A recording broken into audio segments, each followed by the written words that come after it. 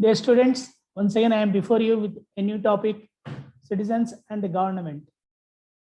The person who has crossed 18 years of age is called a citizen of our country. The Constitution has given number of rights as well as duties. So in this lesson, citizens have many duties and responsibilities. So as far as this lesson is concerned, it is very, very important lesson. And you have a number of 1 mark questions in the form of RTA, expand RTA, Right to Information Act, in which year it was passed. It was passed in the year 2005 by central government. Expand PIO, Public Information Officer. Expand SPIO, State Public Information Office. Then expand SPIC, State Public Information Commissioner. Then expand CPO, Central Public Information Office. Expand CPIC, Central Public Information Commissioner. Expand PWD, Public Works Department. What is Lok Adalat?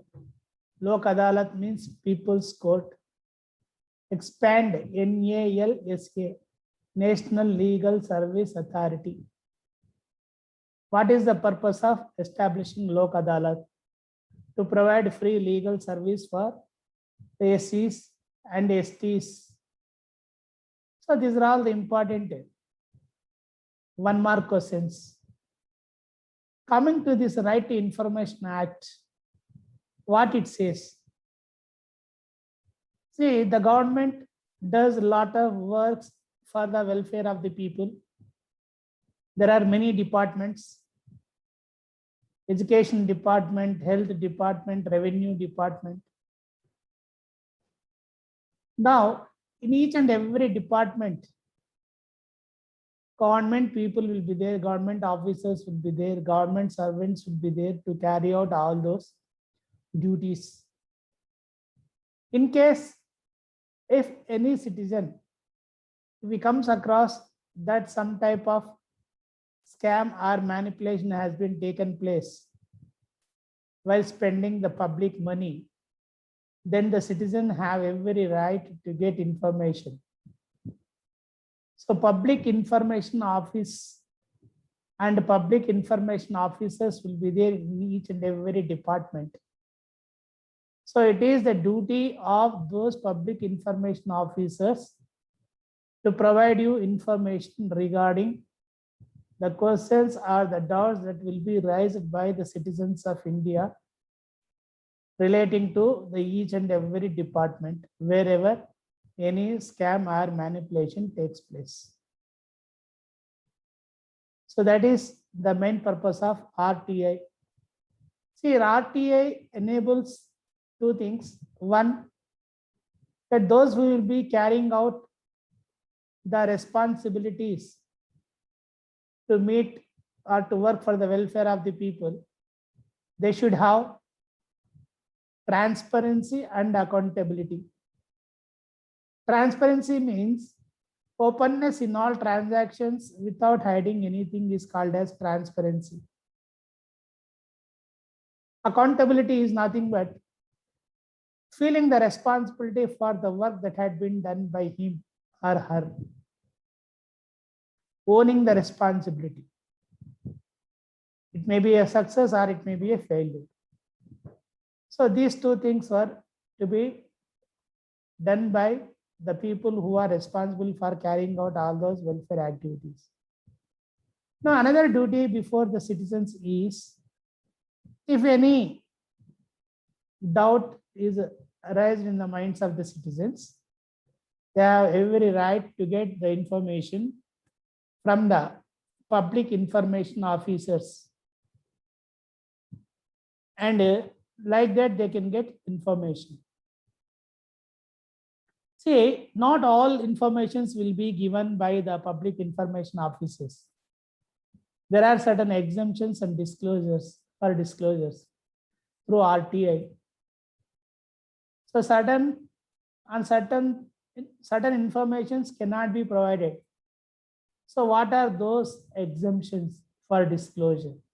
So this is very, very important for 4 marks. The first thing is information that is related to the sovereignty and unity and integrity of our country. That is the first thing. Then information that could breach the privilege of either the parliament or the state legislature. The third one is information relating to any information received from the foreign government. The fourth one is information relating to the person's life, if the life of a person is in danger, or if there is any physical insecurity, such a type of information will not be given. And lastly, the cabinet papers or the records of Council of Ministers and Secretaries. So before final decision is taken, so this information will not be provided. So these are the exemptions or disclosures which cannot be provided any sort of information. So other than these, the citizens have every right to get information, and all that information will be provided with the public information officers of respective departments. It may be education department, or it may be health department, or it may be revenue department, or it may be public works department, whatever it may be. So citizens have every right, and it is the duty of the public information officers to give you information. So that is about Right to Information Act. So because of this, openness in all the transactions will be increased. To a certain extent, corruption will be controlled, and accountability will also take place. So this is about the Right to Information Act. Then coming to the legal service authority. So what is this legal service authority? See, the main purpose of this free legal service authority is nothing but to provide free legal services to SCs and STs in particular. See, the Constitution has given us political justice, social justice, and economic justice.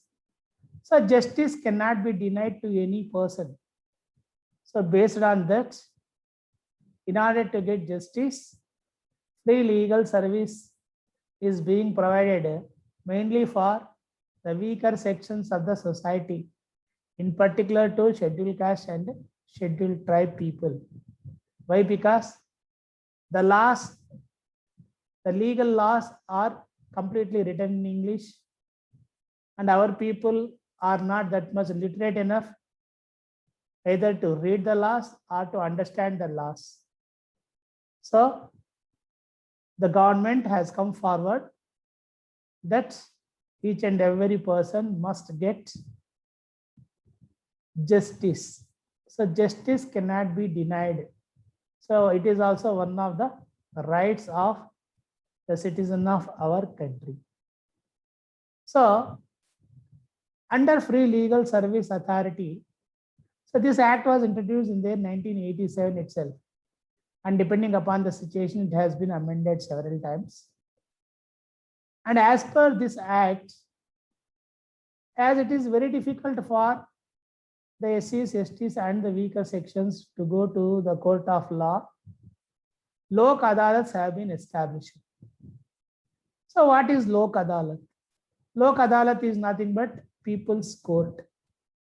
See, these Lok Adalats are established to solve the problems amicably without having any expenditure and within a very short duration of time. So that is the main purpose of this Free Legal Service Authority. So the main object of free legal service authority is nothing but to provide free legal service to SCs and STs, to see that justice cannot be denied to any person, and see that speedy trials will be taken up, and the disputes will be settled within a short period of time without having any expenses. So for this purpose, National Legal Service Authority is there, State Legal Service Authority is there, District Legal Service Authority is there, and Taluk Legal Service Committees or Mandal Legal Service Committees are there to see that free legal service will be provided to the people. So what cases will be mainly taken up under by the Lok Adalats? So there are certain cases which will be taken up by this Lok Adalat. One is matrimonial disputes, maintenance cases, harassment by husbands and in-laws, domestic violence, all civil cases, land disputes, and small criminal cases. So these will be taken up by the Lok Adalats. Matrimonial disputes, maintenance expenses, harassment by the husband or the in-laws, domestic violence, all civil cases, land disputes, and small criminal cases. So these will be taken up by Lok Adalats. Then, who are entitled to this free legal service? The first one is members of scheduled caste and scheduled tribe, a victim of trafficking of human beings or beggars, women and children, a mentally ill or disabled person, persons who are victims of mass disaster, ethnic violence, or caste violence, or any other natural disasters like cyclone, earthquake, etc., and industrial disasters. The next one is industrial workers and persons whose income is up to 1 lakh. Only these people are entitled to get free legal service. I will repeat again. Members of scheduled caste and scheduled tribe. Second one is the victim of trafficking of human beings or beggars, women and children, a mentally ill or disabled person, victims of mass disaster or any other natural disasters, ethnic violence or caste violence, etc. Industrial workers, then persons whose income is up to 1 lakh or not more than 1 lakh. So all these are entitled. Now let us see what are the benefits of Lok Adalat.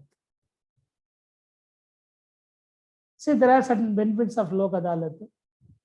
See, once the main benefit of Lok Adalat is that there is no court fee.